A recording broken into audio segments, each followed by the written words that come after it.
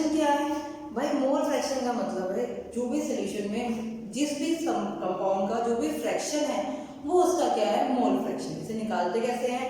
इसे निकालते हैं किसी भी कंपाउंड का मोल फ्रैक्शन इक्वल टू होगा उसके number of moles of component divided into total number of component. भाई फ्रैक्शन हमें निकालना आता है। अगर मैं कहूँ किसी की परसेंटेज ना निकाल के फ्रैक्शन निकाल जाए, भाई जितना हमारे पास है अपॉन नीचे जितना टोटल है ऐसे तो निकालेंगे। तो फॉर एग्जांपल हमारे दो कंपोनेंट होते हैं, बाइनरी की बात करें ए और बी। ए क्या होता है? सॉल्वेंट और बी क्या होता है? हमारा सोल्यूट।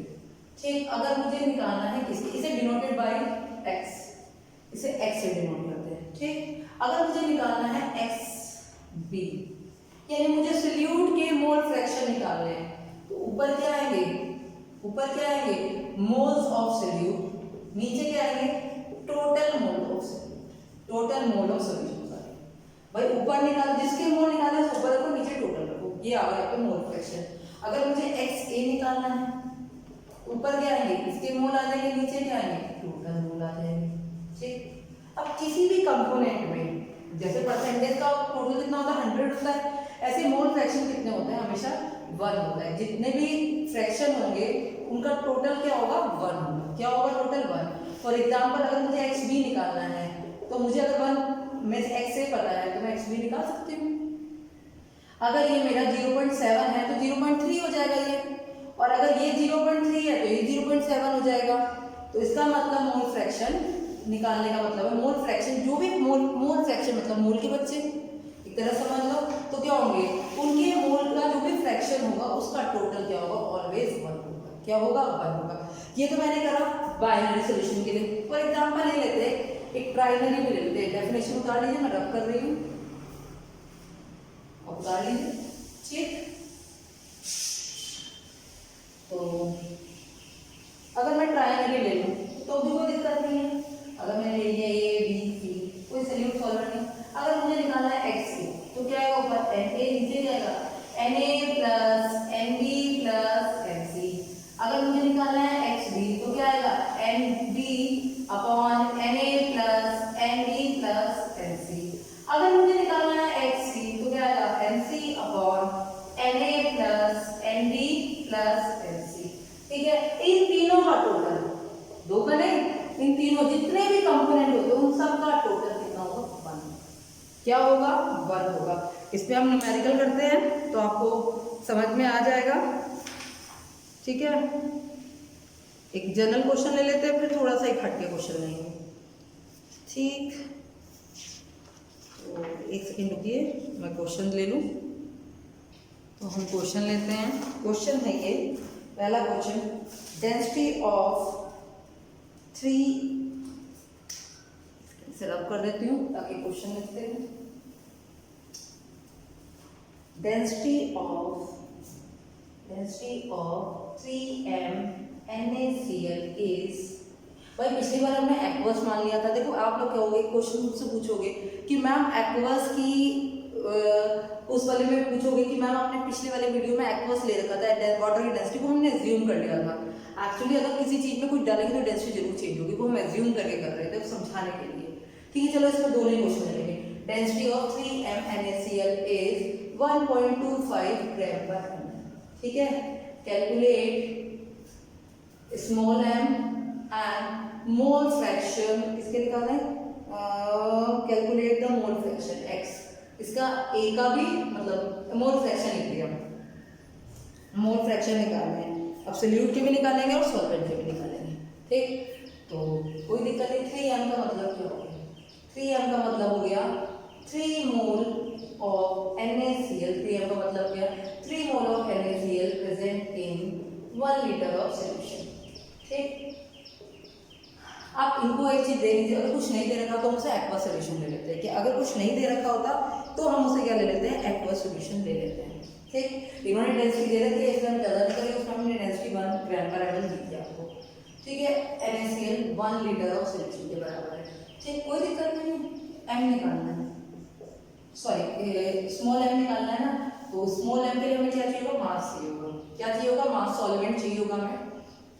सॉल्वेंट क्या हमारा वाटर है, पहले निकालते हैं। डेंसिटी इक्वल टू क्या होती है? मास अपॉन वॉल्यूम।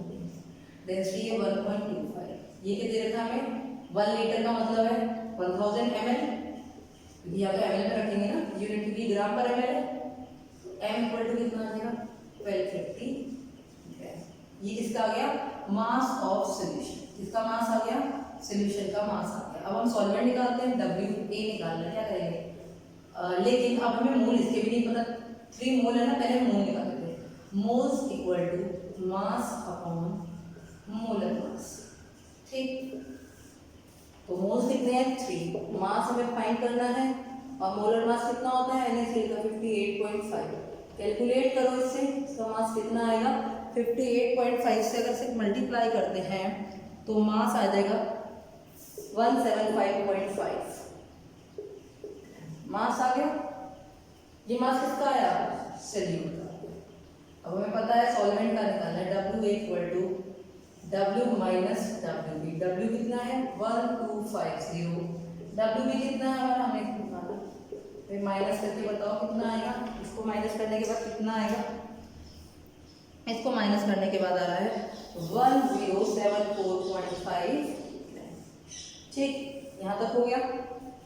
फिर क्या करना है, हमें मोलैलिटी निकालनी है। मोलैलिटी में क्या है, ऊपर उसका है कितना 17.5 अपॉन 58.5 इंटू 1000, और हमारा सॉल्वेंट का मास कितना है 1074.5। इसी कैलकुलेशन करेंगे, आपकी मोलैलिटी आ जाएगी। क्या आ जाएगी, मोलैलिटी आ जाएगी, जितनी भी आएगी। अगर आप ऐसे नहीं रखना चाहते, आपको लग रहा है इसकी कैलकुलेशन और टफ हो जाएगी, सिंपल बचाने के लिए क्या कीजिए, 3 मोल पता ही है 1074.5 इंटू 1000, तो पता है ना इन दोनों को 3 मोल आएगा ही आएगा, क्योंकि हमने तो कर रखा है, 3 मोल से तो बनाया हमने ये। वही से 3 बार करने के बाद यार तो 3 बार कट भी तो जाएगा। तो इस तरह से क्या आ जाएगी, मोलैलिटी आ जाएगी। यहाँ तक समझ में आया। अब बात करनी है मोल फ्रैक्शन की। किसकी बात करनी है, मोलैलिटी का हटा दिया मैंने, अब किसकी बात करनी है, मोल फ्रैक्शन की। मोल फ्रैक्शन के लिए सबके क्या चाहिए होंगे, मोल चाहिए होंगे। भाई NaCl ये तो मोल मुझे पता है कितने हैं, 3 मोल दे रखा है क्वेश्चन में। अब मुझे वाटर के निकालने हैं बस। वाटर का मास कितना है, इतना सॉल्वेंट यही है, अपॉन कितना मास होता है इसका 18, डिवाइड करो, इसे 18 से डिवाइड करेंगे आएगा 59.7 मोल्स। कितने मोल्स आ गए। अब मुझे निकालना है, सॉरी NaCl, और ये आ जाएगा N वाटर, ठीक है। अब मुझे निकालना है XNaCl। तो ऊपर क्या आएंगे NaCl, नीचे क्या आएंगे NaCl plus N water. NaCl की वैल्यू कितनी है 3, नीचे क्या आएगा 3 प्लस 59.7। जो भी कैलकुलेट करके वो आप निकाल लोगे, मैं इस साइड का उपयोग कर रही हूँ। जो भी कैलकुलेट करोगे वो आप निकाल लोगे, क्योंकि मैं लास्ट कैलकुलेशन नहीं कर रही हूँ, आप निकाल लोगे। अब आपको क्या निकालना है, एक्स वाटर निकालना है। तो क्या कर सकते हो, या तो आप एक तरीका तो आपके पास ऐसे है, ऊपर रखो 59.7 और नीचे को 3 प्लस 59, ये कैलकुलेशन करो। या दूसरा तरीका है X water equal to 1 minus X NaCl की जो वैल्यू है 1 से माइनस कर दो, ये निकलेगा। वेरी वेरी इंपॉर्टेंट क्वेश्चन है ये। देखो मैंने आपसे 2 तरह के क्वेश्चन इसमें सॉल्व करवा दिए, एक मोलैरिटी से डेंसिटी हो गया, ठीक। अभी इसी क्वेश्चन को मैं रिवर्स भी करती हूँ, पहले आप इसे नोट कर लीजिए, ठीक। मैं इसे रब कर रही हूँ, क्वेश्चन नहीं रब कर रही हूँ, ठीक। यही निकालना है, कैपिटल M निकालना है, बस मैं यहाँ चेंज कर रही हूँ, ठीक। देखते कितना फर्क पड़ता है। क्वेश्चन सेम क्वेश्चन है, इसमें कैलकुलेशन में प्रॉब्लम होगी, देखते हैं क्या होगा। 3 मोल्स का मतलब कितना है, 3 मोल्स का बोलो भाई, इसका मतलब हो गया 3M का मतलब 3 मोल NaCl प्रेजेंट है, इसमें 1 kg वाटर।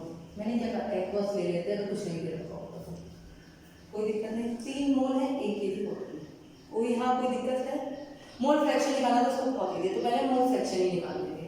तो XNaCl पहले आएगा, अच्छा पहले इसको N वाटर कितना होगा 1000 और 8 डिवाइड करेंगे 55.5। वही 1 kg को 1000 ग्राम में करके 18 मोल्स आ गए। अब मुझे निकालना है XNaCl, कैसे होगा, ऊपर आएगा कितना 3 मोल, नीचे 3 प्लस 55.5, और अगर मुझे XH2 निकालना हो तो क्या करूँगी 1 माइनस XNaCl। ये तो मेरा मोल पानी से निकल गया। अब मुझे क्या करना है, अब मुझे निकालनी है मोलैलिटी। उसके लिए मुझे चाहिए होगी डेंसिटी की need, density equal to mass upon volume. तो मास कितना है बच्चा जी, डेंसिटी है 1.25, मास है 1000, ठीक। वॉल्यूम निकालना है आपके पास उल्टा हो गया ना, क्योंकि हमें क्या निकालनी है, मोलैलिटी निकालनी है। तो क्या हो जाएगा 1000 और 12, मैं ऐसे ही रख रही हूँ, वैल्यू कुछ छेड़ नहीं रही हूँ, ठीक। ये किसकी आ गई, सोल्यूशन की। अब हमें निकालना है कैपिटल एम, क्या निकालना है, capital M. Capital M 3m, volume रख दो 1000 इनटू, मैंने इसलिए कट नहीं किया था, इनटू 1000। हो गया काम, आसान था। अब पहले से कम मेहनत पड़ी। डेंसिटी इक्वल मास अपॉन वॉल्यूम, ठीक, मास अपॉन वॉल्यूम। अच्छा, एक गड़बड़ हो गई आपसे, हमने क्वेश्चन कर दिया गलत, हमने ध्यान नहीं दिया, ये सोल्यूशन का मास थोड़े है। रुको, ये तुमसे गड़बड़ हुई है, एक बार आप, ठीक। पहले हमें मोल्स बनाने पड़ेंगे, रुको, मोल्स बनाने पड़ेंगे। मोल्स कैसे बनेंगे हमारे पास, मास अपॉन मोलर मास, ठीक। मोल्स कितने हैं, 3, मास कितना है, मास उसका 58.5, पहले किया था कितना आ गया था मास 17.5, ये तो ध्यान नहीं दिया, क्योंकि ये तो सॉल्वेंट का मास है ना 1000, तो हमें तो सोल्यूशन का चाहिए ना, इसके लिए क्वेश्चन तो इजी हो जाता अगर सोल्यूशन होता। तो क्या करना है हमें, यहाँ पर टोटल वो निकालना है मास, क्या निकालना है हमें, टोटल मास। तो टोटल मास कैसे निकाल, ये मास ऑफ किसका है, सोल्यूट का है, हमें निकालना है मास ऑफ सोल्यूशन। कैसे निकालेंगे बच्चा, 17.5 प्लस 1000 कर दो, 1000 से कितना आ जाएगा, अगर मैंने इसे किया तो 0.557, और ये भी इसमें अगर मैं माइनस कर देती हूँ 7.5, तो 5 7 1 1 है ना, यही आएगा, ठीक। कितना आ गया, कितने ग्राम मास आ गया। अब हम फॉर्मूला लगाएंगे डेंसिटी का, density equal to mass upon volume. Density है 1.25, ये कितना हो गया, एम हमारा कितना है 117.5, वॉल्यूम हमें फाइंड करना है, वॉल्यूम कितना आ जाएगा, वॉल्यूम आ जाएगा 1117 अपॉन 125, बोलो जी इतना आ गया। अब अपना फॉर्मूला लगा दो, 3 मोल्स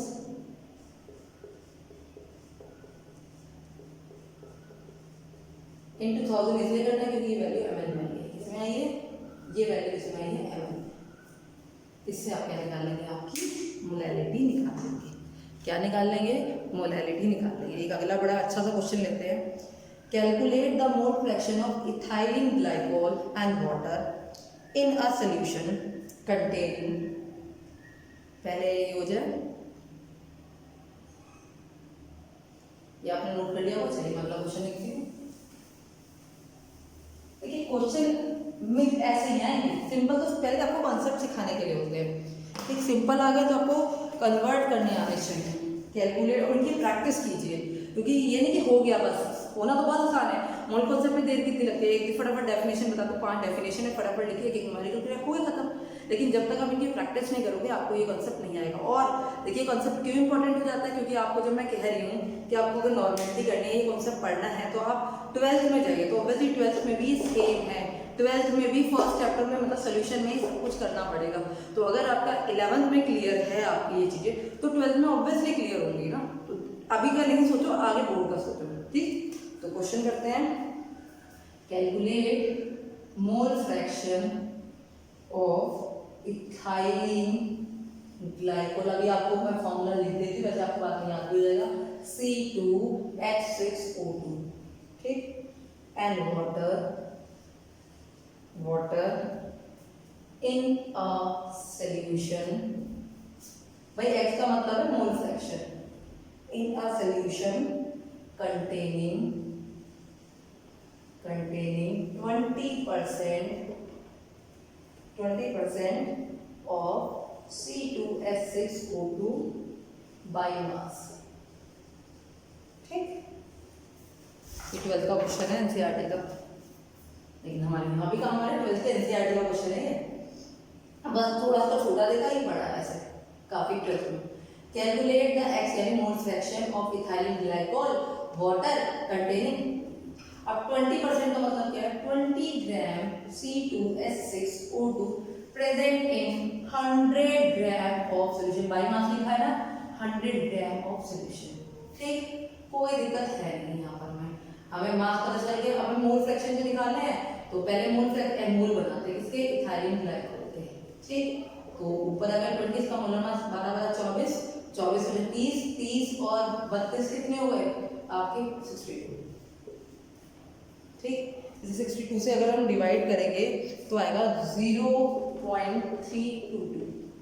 ठीक, अब मोल्स, अब देखो दूसरी चीज क्या है, एक्वस सॉल्यूशन और वाटर लिख ही रखा है तो वाटर बनाएंगे। अब पहले हमें सॉल्वेंट निकालना होगा W, कैसे निकालेंगे भाई, सोल्यूशन में से क्या कर दो, इसे माइनस कर दो, आगे 80 ग्राम वाटर, भाई ये तो ये सोल्यूशन है, ये सोल्यूट है, माइनस कर दो आगे 80 ग्राम, तो वाटर कितना आ जाएगा। अगर मुझे निकालना है NH2 तो क्या करूंगी मैं, 80/80, बताओ कितना आएगा, 90 होता तो 5 बार टाइम चला जाता, पर ये 80 आ गया तो कितना आ जाएगा 4.444। ठीक है, मोल फ्रैक्शन की कोई उसकी मोल फ्रैक्शन की कोई यूनिट नहीं होती, अभी बताती हूँ क्यों, ऊपर भी मोल आएंगे नीचे भी मोल आएंगे। अगर मुझे निकालना है इथाइलिन ग्लाइकोल तो क्या होगा, ऊपर आ गए उसके मोल, ऊपर मोल, नीचे भी क्या आ गए टोटल मोल, तो कोई यूनिट नहीं होती मोल फ्रैक्शन की। ठीक, इसके निकाल लेंगे, और अगर मुझे एक्स वाटर निकालना है तो 1 - ठीक, अगर मुझसे इसी क्वेश्चन को और बढ़ा देते हैं, ये तो हो गया क्वेश्चन। ठीक, इसी क्वेश्चन में मुझसे कहते हैं कि आप मोलैलिटी भी निकाले, मोलैलिटी स्मॉल एम, क्या निकाले स्मॉल एम, कुछ नहीं करना था स्मॉल एम के लिए भाई, इथाइलिन ग्लाइकोल 20, नीचे आता उसका मोलर मास कितना था, मोलर मास 62 × 1000, और सॉल्वेंट अगर मुझसे स्मॉल एम कहते 80, आराम से निकल गया। अच्छा, अगर अब मुझसे कोई कहता है इसकी कैपिटल एम निकालो, उसके लिए मुझे डेंसिटी नीड होती, अगर डेंसिटी दे रखी है तो ठीक है, तभी क्वेश्चन हो पाता। क्यों, डेंसिटी से मेरे पास क्या आता, टोटल मेरे पास सोल्यूशन का मास है, इसे मैं किस में कन्वर्ट करती, वॉल्यूम में, बस रख देती। तो क्वेश्चन किसी भी टाइप का हो, अगर डेंसिटी दे रखी है तो आप, और कई बार ऐसा होगा क्वेश्चन में, एक चीज देखना, इस मोलैलिटी निकालने को कहेंगे और डेंसिटी दे देंगे, बच्चे डेंसिटी का यूज करने लग जाएंगे, अरे कंफ्यूज करने के लिए दे रखी है, इधर नहीं देखो कि इधर क्या लिख रखा है। पता क्या होता है हम लोगों के साथ, हम लोग क्या करते हैं, हमारी चीजें ना, हमारा जो माइंड है ना वो डाइवर्ट और डिस्ट्रैक्ट होने की नेचर होती है। हम लोग क्या करते हैं, अच्छा इस क्वेश्चन में ये भी देखा, पहले इसको देख लेते हैं, अरे क्वेश्चन पढ़ो, जब नीड होगी तो उठा लेंगे। आप लोग क्या करते हो, यहाँ फोकस कर देते हो और आपका क्वेश्चन यहाँ पूछा गया होता है, सब गलती हो जाती है। इसी क्वेश्चन में मैं लिख देती हूँ डेंसिटी ऑफ सोल्यूशन, इसी क्वेश्चन में, और डेंसिटी ऑफ सोल्यूशन 1.2 ग्राम पर एम लिख दिया मैंने, चलो ठीक। अब बच्चे कहते हैं डेंसिटी है मास अपॉन वॉल्यूम, अरे भाई मोल फ्रैक्शन में डेंसिटी की नीड क्या आ रही है हमें, हम हमारा ध्यान यहाँ जाता और हम भूल जाते हमें ये निकालना है, सब गलती होती है। क्यों, हम डिस्ट्रैक्ट होते हैं। तो क्वेश्चन पर यहाँ मत फोकस करिए कि वैल्यू क्या रहेगी, ये देखिए निकालना क्या है आपको, पहले जो निकालना है उसके लिए हमें क्या क्या चाहिए, जो जो चाहिए वो उठा लो अपने क्वेश्चन से, और जो दे रखा है एक्स्ट्रा से देने दो, जरूरी थोड़ी क्यों दे रखा है। अगर ये देखोगे ये क्यों दे रखा है, इसका यूज क्यों नहीं करना, तो कभी जिंदगी में क्वेश्चन नहीं सोल्व करोगे, कंफ्यूज ही रहोगे और सारे क्वेश्चन को मिस मैच कहते हैं ना, हैप्पीजार्ड कर दोगे बहुत बुरी तरह से। ठीक, तो इसीलिए आप ये देखो, आपको निकालना है मोल फ्रैक्शन, आपको मोलैरिटी निकालनी है, आपको क्या चाहिए, मोलैरिटी निकालनी है तब आपको पता होता है, आपको वॉल्यूम चाहिए यहाँ पर, तब आपको पता लगता है हाँ भाई अब डेंसिटी होनी चाहिए। चलिए मैंने डेंसिटी लिख दी है, इसकी मोलैरिटी निकालिएगा, आपको क्या निकालिएगा, मोलैरिटी निकालिएगा।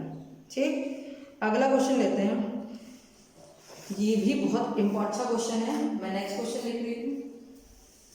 देखिए सारे क्वेश्चन आपको मैं हर एक टाइप के क्वेश्चन करा सकते हैं, बेटा वीडियो में तो इतने बड़े बड़े क्वेश्चन नहीं करा सकते, सारे टाइप के हो जाए, मैं हर टाइप के क्वेश्चन कराने की पूरी कोशिश करती हूँ, आपको उस टाइप के क्वेश्चन आप करिए, नहीं तो एनसीईआरटी। और हाँ एक और बात, इस वीडियो के बाद एनसीईआरटी होनी स्टार्ट हो जानी चाहिए, मेरे पास सेंड कीजिए अपने नोट्स, हो बहुत टाइम हो चुका है, और फिर आपका टेस्ट लिया जाएगा। The mole fraction of benzene in a solution in toluene is पहले यही कर रहे हैं, कैलकुलेशन बहुत लंबी है। चलो पहले सबसे पहले छोटा क्वेश्चन लेते हैं, यहाँ से लेते हैं। What is the mole fraction of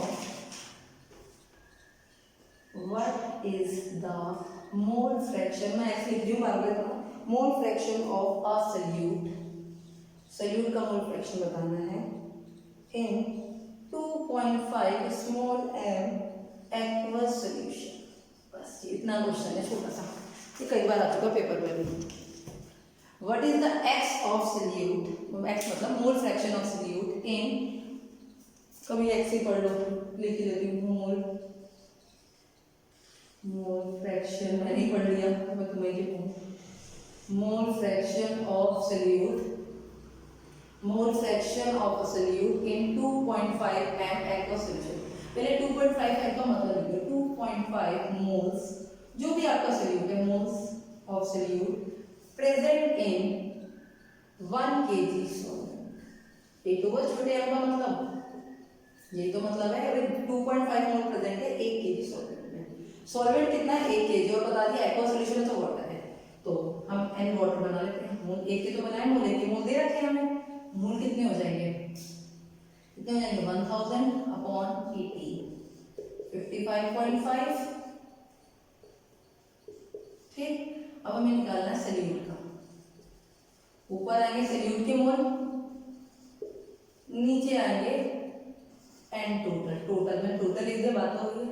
salute कितने हैं 2.5 मोल, टोटल कितने होंगे 2.5 प्लस 55.5, और अगर वाटर कहेंगे तो 1 में से माइनस कर देंगे। हो गया क्वेश्चन, कितना इजी क्वेश्चन था, देखने में बड़ा सा लग रहा था, एक छोटा सा क्वेश्चन था।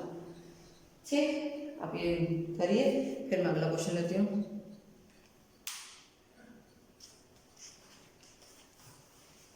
ठीक, अगला क्वेश्चन लिखती हूँ मैं बोर्ड पर। अगला क्वेश्चन है मेरे पास, calculate the molarity of sulphuric acid, calculate molarity of sulphuric acid solution in which the mole fraction of water is 0.85। हमें बताना है मोलैरिटी, बतानी है H2SO4 की, और इसकी मोल फ्रैक्शन दे रखे हैं। ठीक, ऐसा ही क्वेश्चन एनसीईआरटी का मैं नंबर बताऊंगी, उसको करना है इसके बाद आप लोगों को। तो ये क्या दे रखा है, एक्स वाटर दे रखा है हमारे, कितना दे रखा है 0.85। ठीक, तो H2SO4 कितना होगा, 2 ही कंटेनेंट है, वाटर H2SO4। अगर मैं H2SO4 निकालने भी लग जाऊँ, एक परसेंट है वैसे, मुझे जरूरत पहले देखी थी जरूरत पड़ती है, वही गलती मैं क्यों करूँ जब मुझे जरूरत नहीं होगी। मोलैरिटी के लिए क्या चाहिए मुझे, मोल्स चाहिए, क्या चाहिए मोल्स चाहिए मुझे, और क्या चाहिए वॉल्यूम चाहिए। तो मुझे और मोलैरिटी की दो चीजें, मोल्स चाहिए और क्या चाहिए वॉल्यूम चाहिए। तो अगर मेरे को ये मिल जाए तो मैं आराम से क्वेश्चन कर सकती हूँ या नहीं कर सकती। तो मोलैरिटी निकालनी है, तो मोलैरिटी का मतलब क्या होता है, मोलैरिटी का मतलब क्या होता है, number of moles present in 1 litre solution. तो मुझे पता चल गया, क्या पता चल गया कि 1 लीटर सॉल्यूशन में होते हैं। आई थिंक क्वेश्चन थोड़ा गलत दे रखा है, कैपिटल एम नहीं होगा स्मॉल एम होगा, हाँ मैंने गलत बता दिया था बेटा, ये सॉरी मैं ये सोची स्मॉल एम। ठीक, तो क्या होगा 1 kg सॉल्वेंट। अब क्वेश्चन सही हो जाएगा, क्योंकि मुझे वाटर के दे रखे हैं, कल मैं उससे भी सकती थी, उससे थोड़ा लंबा प्रोसीजर हो जाएगा, क्योंकि डेंसिटी चाहिए होगी। ठीक है, molarity of number of mole present in 1 kg of solvent. ठीक, तो मुझे पता चल गया कि मोलैरिटी का मतलब क्या है, हमें मोल्स निकालने हैं कितने 1 kg सॉल्वेंट में। तो मुझे सॉल्वेंट का वेट पता चल गया, भाई मुझे H2 बनाना है, H2 कितना है 1 kg यानी 1000 ग्राम अपॉन 55.4 अपॉन 18, इसके मोल आ गए 55.5। इतनी बात समझ में आ गई। अब मुझे फॉर्मूला को XH2O, ऊपर आएगा NH2O, नीचे आएगा NH2O प्लस NH2SO4। मैंने जानबूझ के ये 1 से माइनस नहीं किया, अगर मैं H2SO4 रखती दो जगह H2SO4 आता तो मेरे लिए निकालना मुश्किल होता। अब मैंने क्या करा 0.85 मुझे पता है, इसके मोल मुझे पता है 55.5 प्लस NH2। क्या मैं इससे NH2 निकाल लूंगी, कैलकुलेशन ही तो करनी है। देखते हैं NH2 करके क्या कैलकुलेशन आती है। NH2 करके कैलकुलेशन आ रही है मेरी, एक सेकेंड मैं देखती हूँ उसकी कैलकुलेशन क्या आती है, मुझे खुद ही करनी पड़ेगी लगता है। तो ये कैलकुलेशन आएगी इससे करके 9.8 मोल्स, क्योंकि यानी मतलब मोल्स ही होता है। 9.8 मोल आ गए H2SO4 कैलकुलेट कर लिया हमने। अब ये 9.84 किस में आए हैं? 1 kg सॉल्वेंट में, क्योंकि हमने सॉल्वेंट का वेट क्या लिया था 9.84 मोल्स, 8 मोल्स हैं ऑफ H2SO4। ये किस में प्रेजेंट है? ये प्रेजेंट है 1 kg सॉल्वेंट में, यानी कि वाटर में। तो मोलैरिटी अगर मैं डायरेक्ट पूछूं तो स्मॉल m क्या हो जाएगा? 9.8 स्मॉल m या मोल पर kg, इतने मोल 1 kg में। सीधा हो गया? ठीक। अभी तुम लोगों के मन में डाउट होगा मैम कैपिटल M से क्यों नहीं करा, उससे भी करा, पहले ये नोट कर लो, ठीक है? ठीक। अब मैं कैपिटल M कर रही हूँ, ठीक। Number of moles of 1 kg of solvent. इसके लिए मुझे क्या होता है, मैं वाटर की डेंसिटी 1 मान के कर रही हूँ, मुझे डेंसिटी 1 दे रही है, क्योंकि फिर और से कैलकुलेशन बहुत लंबी हो जाएगी। तो यहाँ पे क्या आ जाएगा? प्रेजेंटिंग 1 लीटर सोल्यूशन, ठीक। मैं इसे रब कर रही हूँ थोड़ा सा।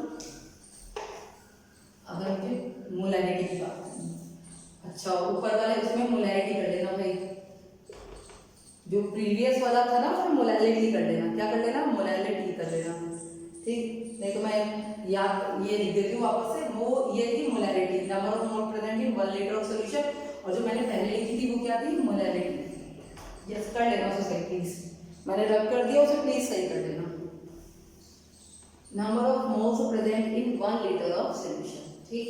1 लीटर सॉल्यूशन में जितने मोल प्रेजेंट है। तो density equal to mass upon volume, तो यानी कि मास और वॉल्यूम बराबर हो जाएगा। डेंसिटी क्या है? 1 है, तो हम बोल सकते हैं हमारा कितना आ गया? 1 kg सॉल्यूशन आ गया। 1 kg सॉल्यूशन आ गया, देखो ये टिपिकल पड़ गया है। 1 kg ऑफ सॉल्यूशन आ गया, सॉल्यूशन आ गया। अब इससे हमें क्या निकालना है? सॉल्वेंट का मास निकालना है। अब हमें पता नहीं है सॉल्वेंट है कितने ग्राम, क्योंकि ना हमें सोल्यूट पता है ना हमें सॉल्वेंट पता है।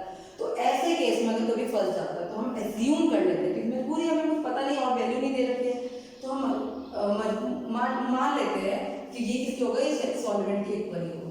हम एज्यूम कर रहे हैं, ज्यादा फर्क नहीं होगा, सॉल्वेंट भी कितना होगा? 1 kg। एज्यूम कर रहे हैं। अगर हमें वेट दे देते H2SO4 का तो हम कर भी लेते, पर हमारे पास कुछ नहीं है, हम कैसे कर सकते? इसीलिए उस क्वेश्चन में मैंने लिखते समय कहा था कि कैपिटल M नहीं होगा, स्मॉल m होगा। बस कैपिटल M है तो इसीलिए बस फिर आपको एज्यूम करना पड़ेगा। क्या करना पड़ेगा? एज्यूम करना ही पड़ेगा, मजबूरी है, ठीक। ठीक। तो एक क्वेश्चन में बोल देती हूँ, आप लिखिए the mole fraction of benzene in a solution of toluene. ये आप खुद करेंगे। मोल fraction of benzene in a solution of toluene is 0.50. 0.50. Calculate the weight of benzene. Calculate the weight of benzene in a solution. बस कुछ नहीं करना, same ऐसे को पहले मोल निकालना है। क्या निकालना है? पहले मोल्स निकालना है, मोल से वेट बनाना है, बस इसी के आगे, ठीक। एक क्वेश्चन है इसी का एनसीईआरटी का, आपको मैं बता देती हूँ। एनसीईआरटी का मैं क्वेश्चन बता दूँ नंबर, वो भी आपको करना है, इसी के साथ साथ ही करना है, रिवीजन बाद में करने का टाइम नहीं, आप भी करना है साथ साथ। जो टॉपिक चल रहा है उसके साथ साथ उसके क्वेश्चन करने हैं। देखिए मैं एनसीईआरटी क्वेश्चन बोल देती हूँ, आप कौन कौन से कर लीजिए, कॉपी में आप सबके हो ही जाने चाहिए। क्वेश्चन नंबर 1.1, ठीक, 1.2, 1.1, 1.2, 1.2, 1.5, 1.6, 1.7, 1.9, 1.10, ठीक है, 1.11, 1.12, 1.12, ठीक, 1.17 करा दिया अभी मैंने, 1.18, उसके बाद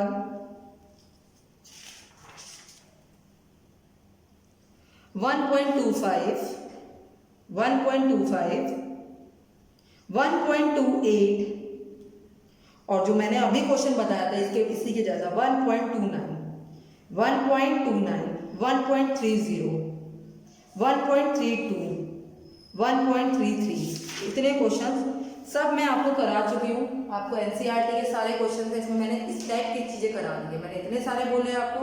अगर किसी को नहीं होगा तो एक बार वीडियो रोक कर धीरे धीरे सुन लो, मैंने सारे क्वेश्चन बता दिए आपको। 1.29 इसी की तरह का इथेनॉल वाला क्वेश्चन वो पेपर में बहुत आता है और आपको करना ही है। ये सब करने के बाद ये आज हमारी कंसंट्रेशन टर्म्स खत्म हो जाती हैं। आज हम सोल्यूशन के टाइप ऑफ जो भी हम पढ़ रहे थे सोल्यूशन ऑफ रिएक्शंस वो हमारी कंप्लीट हो जाती है। हमने इसमें पढ़े wait percentage, mass percentage, wait percentage या मास परसेंटेज एक ही बात है, volume percentage, mass by volume percentage, ठीक है। हमने इसमें पढ़ी मोलैलिटी, ठीक है, molality, mole fraction and ppm. अब हमने इसमें नॉर्मेलिटी नहीं पढ़ी, किसी को एक्स्ट्रा पढ़नी है मैंने बार बार कहा सोल्यूशन 2 में जाकर आप देख सकते हैं। मैं उसे अभी नहीं करूँगी क्योंकि वो ऑलरेडी वहाँ भी मैंने उसी बेसिक तरह से बताया, क्योंकि वहाँ भी इनिशियल थी, यहाँ भी इनिशियल थी। अगर किसी को देखनी है कंपलसरी नहीं है, अगर किसी को करने का मन है तो वो जरूर देखे, उसे कॉपी में भी नोट कर सकता है, कोई प्रॉब्लम नहीं है, ठीक। उसके बाद मोल फ्रैक्शन हो गई, इससे रिलेटेड मैंने हर टाइप के आपको एक एक क्वेश्चन करा दिए हैं। अब क्वेश्चन की प्रैक्टिस कीजिए। अब हमारा नेक्स्ट टर्म होगा एम्पेरिकल फार्मूला, बहुत इजी है, इस पे से 5 नंबर का क्वेश्चन जरूर बन जाता है एम्पेरिकल फार्मूला। उसके बाद हमारी शुरू होगी stoichiometry, is very very important. तो अभी क्या करिए, पहले मोल्स मैंने कहा था प्रैक्टिस कीजिए, अब इनकी प्रैक्टिस बहुत बढ़िया तरीके से कीजिए, क्योंकि जितनी आपकी कमांड बन जाएगी बच्चा उतना आपके लिए अच्छा है। Okay bye.